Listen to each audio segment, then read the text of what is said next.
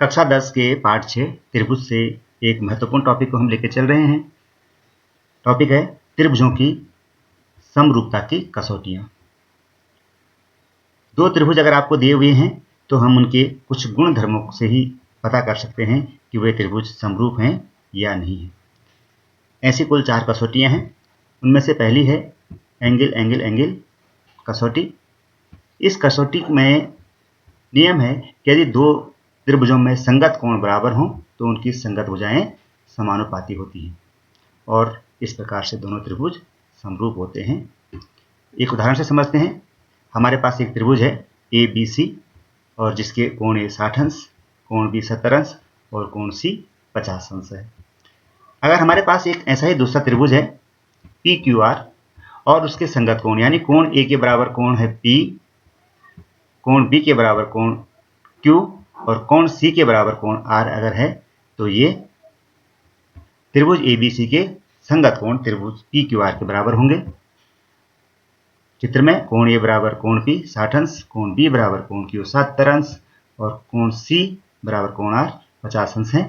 तो यहाँ से हम इन तीनों कोणों से ही हम पता कर सकते हैं कि दोनों त्रिभुज समरूप हैं और अगर ये समरूप हैं तो इनकी संगत भुजाओं के जो अनुपात हैं वो भी बराबर होंगे, अर्थात भुजा AB का PQ से अनुपात, भुजा BC का QR से अनुपात और भुजा AC का PR से अनुपात भी बराबर हो। दूसरी कसौटी है साइड साइड साइड। जैसे पहली कसौटी में हमने तीनों एंगल बराबर देखे थे, यहाँ पर अगर तीनों भुजाएं बराबर हैं या समान अनुपात में हैं तो दोनों त्रिभुज सर्वांग सम होंगे। चित्र के माध्यम से देखते हैं।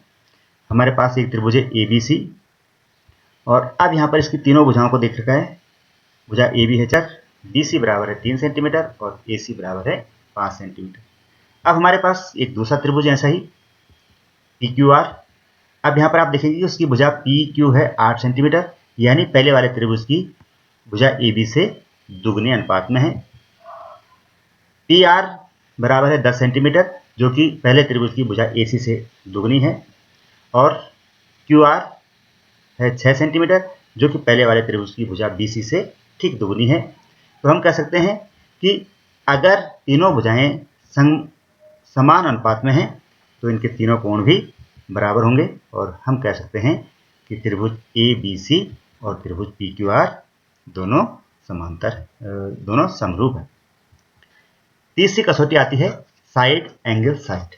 भुजा कोण भुजा, यानी कि दो भुजाएं अगर समानुपाती हैं और उन दोनों भुजाओं के बीच का कोण अगर बराबर है तो भी हम कह सकते हैं कि दोनों त्रिभुज समरूप होंगे। चित्र के माध्यम से देखते हैं। त्रिभुज है एक ABC। अब इसमें कोण A 50 डिग्री है और भुजा AB है 2.5 सेंटीमीटर और भुजा AC है 3 सेंटीमीटर। यानी कि आप चित्र में देख रहे हैं कि दो भुजाएं AB और AC दी गई हैं और उन दोनों भुजाओं से बनने वाला कोण दिया गया है 50 अंश। और दूसरे त्रिभुज को देखते हैं PQR। तो इसमें शीर्ष P पर बना हुआ कोण 50 अंश है और भुजा अगर देखेंगे तो यह निश्चित रूप से 2.5 से बड़ी है, लेकिन यह है 5 सेंटीमीटर। दूसरी भुजा PR बराबर है 6 सेंटीमीटर। तो हम देख रहे हैं कि दोनों भुजाओं में एक समान अनुपात आ रहा है। पहले त्रिभुज की भुजाएं दूसरे त्रिभुज की भुजाएं पहले त्रिभुज की भुजाओं से दुगने अनुपात में है और बीच का कोण भी बराबर है। तो हमें अन्य भुजाएं और अन्य कोण देखने की आवश्यकता नहीं है। हम कह सकते हैं कि ये दोनों त्रिभुज समरूप त्रिभुज हैं क्योंकि कोण A और कोण P बराबर हैं। AB और PQ का अनुपात 2.5/5 यानी 1/2 है और AC और PR का अनुपात 3/6 यानी फिर से 1/2 है। तो हम कह सकते हैं कि त्रिभुज ABC त्रिभुज PQR के सिमिलर है। अगली कंडीशन है RHS। RHS का मतलब है राइट एंगल, H का मतलब है हाइपोटेन्यूज और साइड का मतलब है भुजा। यानी कि अगर दो त्रिभुज हमको दिए गए हैं और दोनों त्रिभुज समकोण त्रिभुज हैं, यानी कि त्रिभुज ABC में अगर कोण B बराबर 90 अंश है, त्रिभुज PQR में कोण Q 90 अंश है, हाइपोटेन्यूज यानी 90 अंश के ठीक सामने वाली जो भुजा है AC 5 सेंटीमीटर और यहाँ पर PQ 10 सेंटीमीटर, यानी कि दोनों के विकर्णों का अनुपात 1/2 है। और यही अनुपात किसी एक भुजा में भी आना चाहिए, यानी BC यहाँ पर है और QR, तो BC और QR का अनुपात भी 1/2 है। तो कर्ण का अनुपात भी 1/2 और भुजाओं का अनुपात भी 1/2 और त्रिभुज समकोण है, तो ये प्रतिबंध हो जाता है आपका RHS।